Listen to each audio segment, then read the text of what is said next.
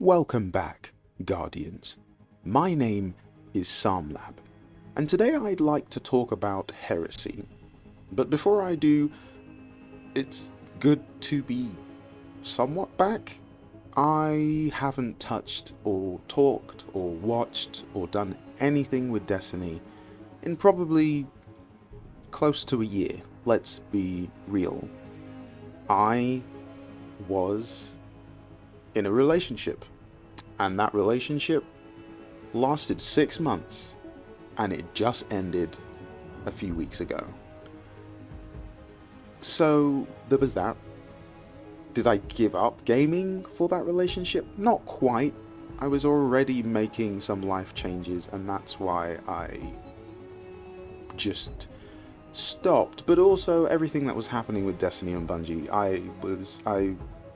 not that I felt betrayed, but I think was somewhat throwing in the towel on two fronts. One, I was like soft quitting YouTube, and I still kind of am. I have not uploaded anything here. Whether I will or not, I don't know. Samlab is an evolutionary channel, and so it grows with me as I grow. And it's in a place where its whole focus was and is storytelling, and Destiny allowed me to do that in a unique way. And so I don't know if I'm moving away from that or not, but for now I thought that I would upload my thoughts about Heresy and also the 9, so you can enjoy this. Quick backtrack. Echoes, we know, was all about Maya Sundaresh and the first Echo that escaped out of the Traveler, which is Light. Manifest, we're still trying to understand really what Echoes are and who they are and where they came from. It's a whole nother lore video all by itself. It was Echoes. And then we had Revenant, which was all about Fikrul, leader of the Scorn, previously one of the barons of Uldren Sov, who is Queen Marasov's brother. Fikrul is now destroyed, he's deceased, he's no longer with us, he's dead. And the staff, I want to say, of the second Echo is now in Eramis's possession? Question mark? I have no idea whether or not this is actually what is being set up by the narrative team, but we know we still have this whole Kell of Kells prophecy, which still hasn't actually come into fruition. We just keep getting red herring, oh, Mithrax is the Kell of Kells. No, wait. Aramis is the Kell of Kells. No, wait, maybe actually Fikrul was the Kell of Kells. So that prophecy within the lore of Destiny still hasn't been fulfilled, according to what I know. I could be wrong. I'm sure you guys will correct me in the comments about what you think. Please weigh in. Educate me. Moving on from that, we have entered Heresy, and Heresy has hit with a punch. A double punch. We are back on the Dreadnaught. Oryx is alive through the power of an Echo. Didn't see that coming, but we all knew it was going to happen because so much lore literally talks about him returning. What's even funnier is his body exists and is still intact, so I'm going to assume that at some point his body will be reclaimed from hidden archives, if it hasn't already. And so the Hive Pantheon has been thrown back into the mix again, and so we have the 3 Hive siblings added again. Oryx, Xivu, and Savathun. And so the Dreadnaught is undergoing some kind of metamorphosis where light has entered into what was originally a worm god, but the very outer shell of the Dreadnaught is being peeled away, and this new kind of hive is emerging. Hive/Taken, or Hive and Taken. And I remember one of the dev streams, one of the principal leads on Heresy talked about an Eldritch race emerging from within the Dreadnaught. We haven't come across that just yet, but everything we've seen so far in Act 1 would imply that, and Act 2 kicks off today. So this is going to be really interesting to see like how these puzzle pieces start to fit together. During that process, we have learned that Eris Morn was, in every sense, killed. However, she's not dead.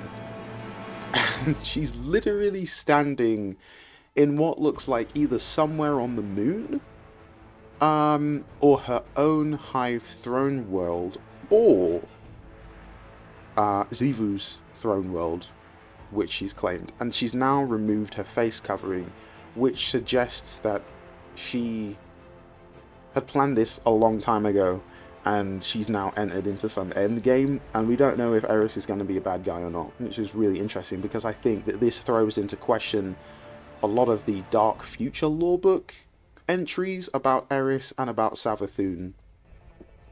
Still a lot to be disclosed there. I'm sure we'll find out as things develop. Now, on the back end of that, of course, we have the Drifter, and he is grieving the loss of Eris without realizing that she's not actually gone. And I find it interesting that he would just automatically assume that she's gone, but he loves Eris, and so the logical thing to do is to grieve the person that you've lost. Now, with the Taken being thrown into the mix, it presents a fascinating idea, because then we have this whole thing of, okay, if the Taken are involved, where are the Nine? Because anytime the Taken are involved, we hear something from the Nine. Now, we've started getting these tokens from the Nine, which don't do anything yet, but we keep getting them from running the ritual activity on the Dreadnaught. So I'm going to assume that we're supposed to get to a certain number of these, and they're supposed to stack up, and then something happens with the Nine. But the Nine love doing this. They love watching process for a long time, and then swinging in and being like, oh, the next thing is going to happen. Get ready.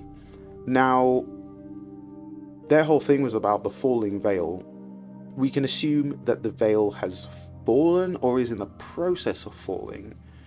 And like I've said in hundreds of videos, and this one too, the end game for Destiny is really only just beginning. Like, this first chapter that we did, Dark versus Light Saga, was just like a scratch on the surface of the coin of what Destiny's lore is. Of course, we know that Destiny's lore on its own is a completely different world versus lore attached to the game, although I would say that these episodes are trying to claw back at that and bring that lore back into game.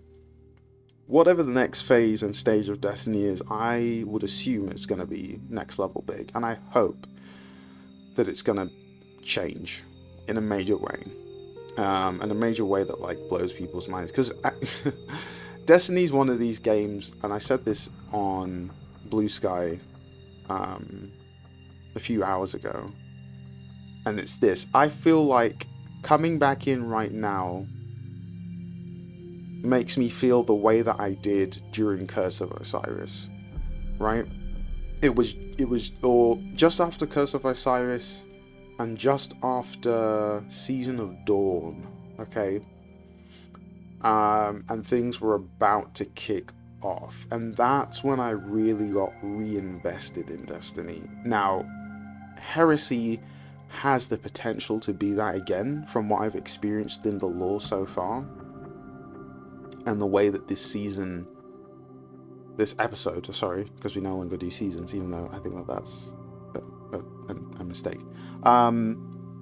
Episodes, and the way this episode develops, it's going real deep, and there's no better storyline to go deep on than the Hive, because there is never a simple answer or solution to these beings. They are always complex and methodical and ontological in a way that the Vex are. It's just there's never one story, there's multiple stories, and they always conjoin.